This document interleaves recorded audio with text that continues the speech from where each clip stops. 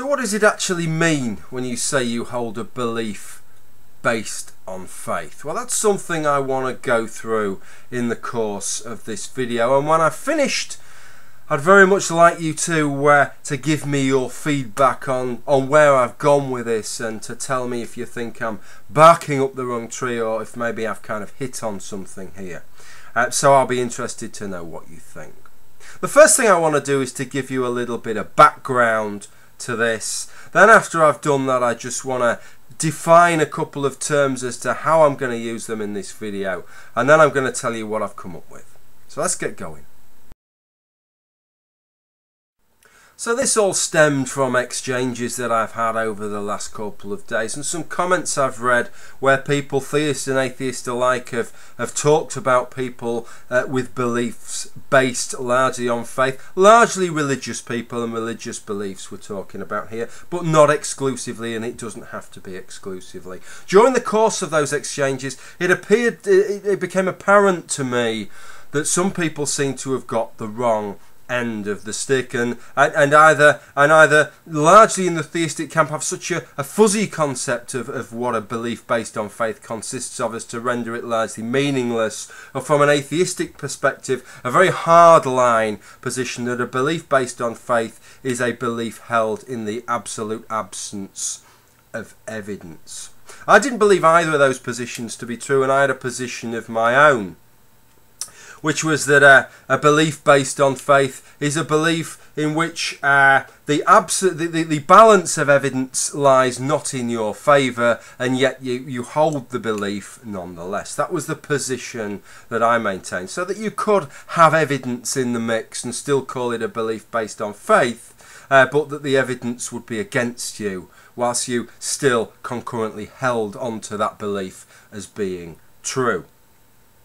However, I've rethought about this. I still wasn't quite happy with the position that I had there. So I've gone away and thought about it and thought, what do people really mean in different circumstances, and how can we work this a little bit better? And then I kind of came to me, and it all kind of fitted together. And so just to help anybody else who's been in the same position that I've been in over this, and the same position that these other people, these other commentators have been in, I'm going to go through what I think faith actually means, what people actually mean when they make a statement saying that they believe something on faith rather than in any other way. First thing then, let's define a couple of terms.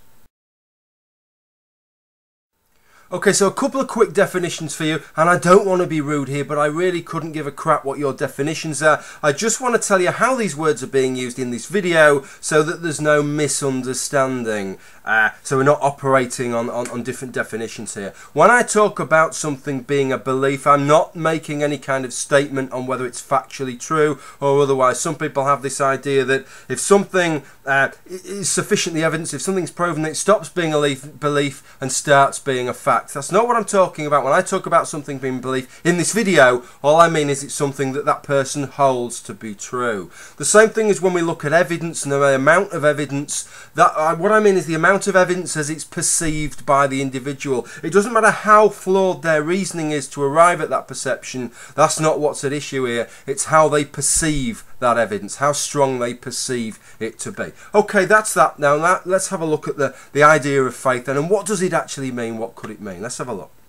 Okay, so I thought it might be useful to present this really as a graph to try and get my thoughts across here. I thought it might enlighten this a little bit more than just talking at the camera. So this is the start of the graph. Let me give you the x-axis first, and the x-axis is displaying the evidence. Now, as I've already said, it's the evidence that's as it's perceived by the individual that's important. And the reason it's as it's perceived by the individual that's important is we want to look at why somebody would report that they believe something on the grounds of faith. I mean, imagine I make a claim to you that I believe in something on the grounds that that's what it says in the tea leaves, but I happen to believe that tea leaves are one of the finest sources of evidencing something that there is. Well, if I believe that and I've seen it in the tea leaves, then I'm not going to report to you that this belief is held on faith. I'm going to report to you it's held on the grounds of evidence, and damn good evidence, because it's the evidence of the tea leaves. So that's why it's important how the individual perceives the evidence, not as how we perceive the the evidence externally. So you can see how I've kind of done the evidence. I've done it from a total disproof through to a total proof. Obviously, with regard to empirical evidence, you're never actually going to attain either of those extremities. It's going to so you could get really close perhaps, but you're never actually going to quite reach them. In the middle, we've got a balancing point. That could be a point where there's no evidence either way, or it could be a point where there's quite a lot of evidence either way, and it all kind of balances out. It would depend on the scenario, it would depend on the particular statement that was in question there.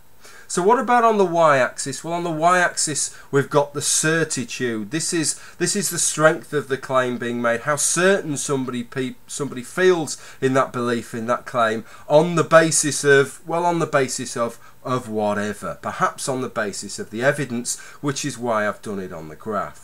Now, if we were doing it, if we were going to try and line up certitude on the basis of evidence here, then I think we can fill in a few points, can't we? If something was entirely disproven, then the certitude that you would have in that claim, if you were going just by the evidence, should be 0%. If something had been entirely proven, then the certitude that you should have on that claim, if you're just going by the evidence, should be 100%. That would seem the reasonable position to hold if you're going by the evidence as you perceive it, if you're giving your certitude as you perceive it based on the evidence as you perceive it. You could also see from that if the evidence is pretty much in the balance there, that you would expect that the proposition would be as likely as it was unlikely. They'll both be equally likely to be true. So in the case of this, we could say that the certitude would be 50%. So if we draw that all together, then we can see that there's a kind of linear relationship, we could say there, between the amount of evidence and the amount of certitude that we should have in that proposition given that amount of evidence. Now, what I'm suggesting is that all the region above this line amounts to, you could call it the region of faith. That if your little point on the line lays in this green region I've shaded in here, then your claim is a faith claim that you are making. So let's give a couple of examples here to kind of highlight what I mean. The first one is the real kind of classic example here, where perhaps you weight your evidence and you think that 20% of the evidence points in your favour and 80% of the evidence, the bulk of the evidence points against you. Now, by rights, if you're just going on the evidence, you should only have a kind of 20% certainty that the proposition is correct. But if you assert that you're certain that the proposition is correct, despite only 20% of the evidence pointing in your favour, then that is a faith claim that you are making. It's a claim that's based on more than the evidence. But what I'm proposing here is that the balance of evidence doesn't have to be against you for it to still class as a faith claim. Let's have a look at another example. Well, in this example then, 60% of the evidence is in your favour, 40% of the evidence is against you here. So the evidence is actually in your favour. We'd be happy to say, most of us, that on the basis of the evidence, the proposition is more likely to be true than it is likely to be untrue. That we could say that there's a 60% certitude that that probability is true, because 60% of the evidence, as we judge it, is pointing in our favour. But if you then go on and make the claim that, well, okay, only 60% of the evidence is in my favour, but I just feel it in my bones, I have a gut feeling that this is definitely true. That's the position I'm holding, this is definitely true, even though only 60% of the evidence points to it, then the claim you have made has now become a faith claim.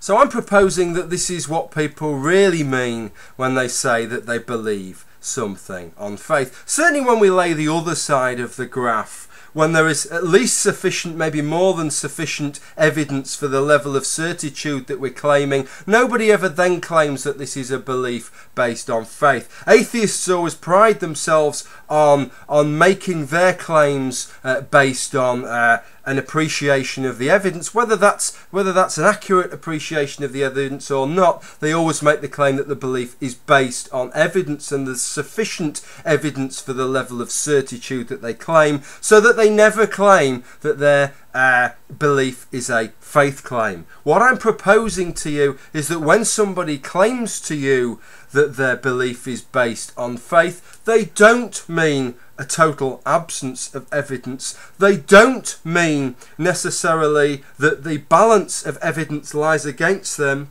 What they mean when they say a belief is based on faith is that their level of certitude exceeds the level of the evidence. Well, that's what I've come up with. I'm pleased I've given this some thought the last couple of days, and I'm kind of convinced at the moment, though not to 100% level of certitude, it has to be said. I hope this isn't a faith claim. Is that I've probably laboured under a kind of misrepresentation of what people meant by faith, because I've always assumed it meant that the balance, they felt the balance of evidence was against them. I don't think that's what it means. It just means that they accept that they are overstretching in their level of certitude relative to the level of the evidence. Well, that's what I think. That's what I've come up with. I'm really interested to know whether you think I've cottoned on, whether I'm onto something here, whether this is right, or whether I'm talking shite yet again. Okay, so anyway, thank you for watching the video. Interested to hear what you think. Bye for now.